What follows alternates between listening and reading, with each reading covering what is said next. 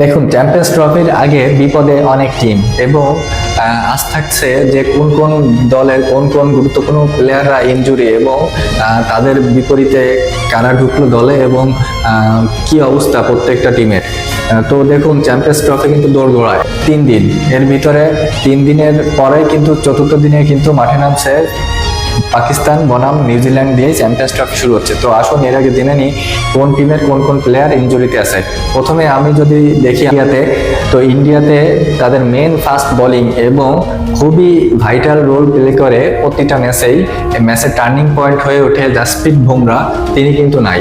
তার পিঠের ইনজুরির কারণে বর্ডার গাভাস্কর ট্রফিতে ইনজুরিতে পড়ছিল এবং তার পরপরই পরবর্তীতে সংবাদ সম্মেলন করে ইন্ডিয়া জানায় যে তিনি আর খেলতে পারতেছে না চ্যাম্পিয়ন্স ট্রফিতে। তো তার পরিবর্তে হার্ষিত রানাকে দলে ঢুকেছে ইন্ডিয়া, তিনি কতটা কার্যকারী হতে পারবে সেটা চ্যাম্পিয়ন্স ট্রফিতে প্রমাণিত হবে। তো দ্বিতীয় নম্বর আসতেছে, বড় বিপদে আছে অস্ট্রেলিয়া টিমে নেই তিনজন গুরুত্বপূর্ণ সদস্য এবং তার ভিতরে নেই তাদের ক্যাপ্টেন প্যাট কামিন্স। গোড়ালি চোটের কারণে প্যাট কামিন্স কিন্তু খেলতে পারতেছে না এবং আরেক গুরুত্বপূর্ণ সদস্য জস হ্যাজেলউড, ফাস্ট বোলিং এ তাদের ইম্পর্টেন্ট সদস্য, তিনি কিন্তু তার নিতম্বের সমস্যার কারণে তিনি কিন্তু ছিটকে গিয়েছেন দল থেকে এবং শেষ ম্যাচে এসে মিচেল স্টার্ক তিনি কিন্তু ব্যক্তিগত কারণে দেখিয়ে চ্যাম্পিয়ন্স ট্রফি থেকে তার নামটা উইথড্র করে নিয়েছেন।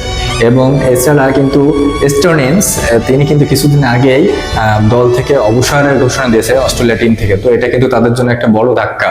তো অস্ট্রেলিয়া টিম কিন্তু ভুগবে সেটা কিন্তু বোঝা যাচ্ছে। অলরেডি শ্রীলঙ্কার সাথে কিন্তু তারা 3 ম্যাচের সিরিজে 2টা খেলা হয়েছে, 2টাই কিন্তু হেরেছে, অলরেডি সিরিজ হেরে গিয়েছে এবং পরবর্তী আরেকটা আছে, সেটা যদি হারে তো হয়তো হবে শ্রীলঙ্কার কাছে। তো তারা কিন্তু বড় বিপদে আছে। এছাড়া দেখা যায় যে দক্ষিণ আফ্রিকা আর গুরুত্বপূর্ণ ফাস্ট বোলিং হেনরিক নোকিয়া তিনি কিন্তু ইনজুরিতে পড়েছে এবং নিউজিল্যান্ডের বেন সিয়ার্স এবং রাশিদ রবীন্দ্র কিছু এই যে পাকিস্তান সিরিজে তিনিও ইনজুরিতে পড়ছেন। তো বেন সিয়ার্স এর পরিবর্তে নিউজিল্যান্ড টিমে ঢুকেছে জ্যাকব ডাফি এবং আফগানিস্তান টিমের গুরুত্বপূর্ণ মিস্ট্রি স্পিনার আল্লাহ মোহাম্মদ গাজনাফার তিনি চোটে পড়েছেন, এই জন্য তিনি চ্যাম্পিয়ন্স ট্রফি খেলতে পারতেছেন এবং তার পরিবর্তে দলে ঢুকেছে খারোতে, তিনি বাহাতি লেফট আর্ম স্পিনার।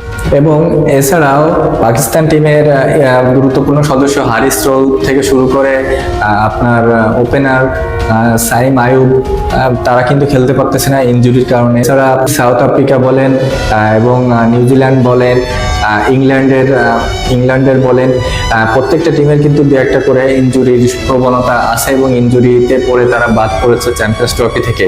তো এদিক থেকে বাংলাদেশের পেস বোলিং, বিশেষ করে এগুলো কিন্তু পেস বোলিংরাই এই সমস্যাগুলো মেন ফেস করতেছে। তো বাংলাদেশের পেস বোলিং এটা থেকে এখনো সংখ্যামুক্ত আছে। তো এটা সংখ্যামুক্ত থেকে তার জন্য সবগুলো ম্যাচ খেলা শেষ করতে পারে সেই কামনাই করতেছি। তো অবশ্যই ভিডিও ভালো লাগলে লাইক, কমেন্ট, ফলো করবেন। ধন্যবাদ।